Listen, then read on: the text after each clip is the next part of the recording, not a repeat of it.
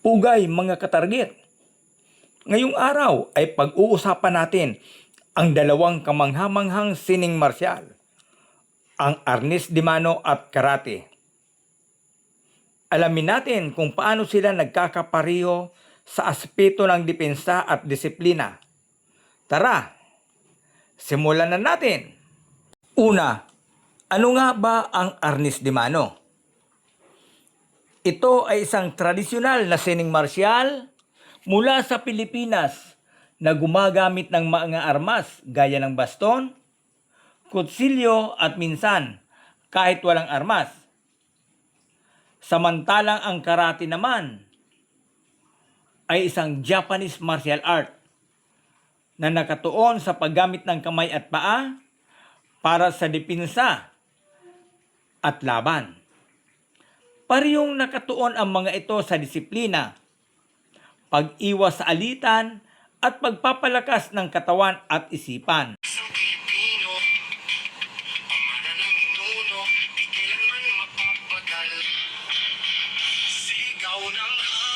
Sabay palot iwas. Ang galaw ay sige, ang puso'y matikas. Ipinutulon ng lolo sa patang sabik. Kasaysayan ng lahi sa bawat salitik. Versiko alis ko, tagapagtang. Okay, shout out nga pala sa'yo, Larry Puge. Shout out sa'yo. Ngayon, pag-usapan naman natin ang mga pagkakatulad ng dalawa. Ang una ay ang konsepto ng kali o arnis de mano o pagkikipaglaban sa malapit. Sa arnis de mano, nangangailangan tayo ng bilis at tamang timing sa pag-atake at pagdidipinsa. Ganito rin ang makikita sa karate, kung saan kailangan ang tamang posisyon at bilis upang makagawa ng mga epektibong atake o depensa. Pangalawa, ang parehong sining marsyal ay nagtuturo ng disiplina sa bawat klase. Hindi lang tayo natututo ng magalaw, kundi pati na rin ng mga aral na nagbibigay halaga sa respeto, tiyaga, at determinasyon. Ang pangatlo, ang arnis at karate ay parehong nagpapalakas ng katawan at isipan. Ang regular na pagsasanay ay hindi lamang nagiging sanhi ng pagbabago sa pisikal na anyo, kundi pati na rin sa mental na katatagan. Isang Pilipino, pamanan ng nuno, di kailanman mapapagal. Sigaw ng hangin, sabay palot iwas.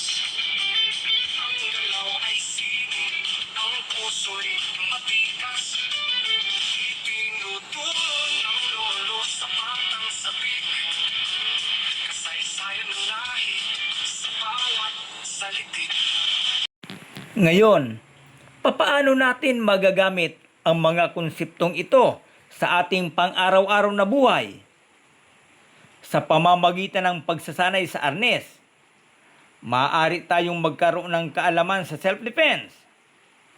Halimbawa, kung may umangking panganib, ang mga galaw ng arnes ay makatutulong upang ma-deflect ang atake at makahanap ng paraan upang makatakas.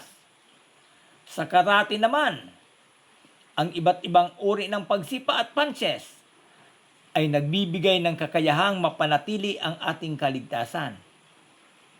Ang mga diskarte ay maaaring maisanib sa ating pang-araw-araw na sitwasyon tulad ng paglalakad sa madilim na kalsada o pagkuha ng mga posisyon sa isang masikip na espasyo. Isang Pilipino, pamanan ng nuno, di kailanman mapapagal. Sigaw ng hangin, sabay palot iwas. Ang galaw ay singit, ang puso'y matikas. Itinutulon ng Sa kabuuan, makikita natin na ang arnis de mano at karate ay hindi lamang mga sining marsyal, kundi ito rin ay paraan ng pamumuhay na nagtataguyod ng disiplina, respeto at katatagan. Gayunpaman, mahalagang tandaan na ang tunay na layunin ng mga ito ay upang matutunan kung paano umiwas sa labanan at higit sa lahat, ang pagpapalaganap ng kapayapaan. Okay, maraming salamat sa inyong panonood. Huwag niyong kalilimutang mag-subscribe at i-click ang notification bell para sa mga susunod na episode. Okay, ugay mga katarget. See you hanggang sa muli. Keep safe and stay strong.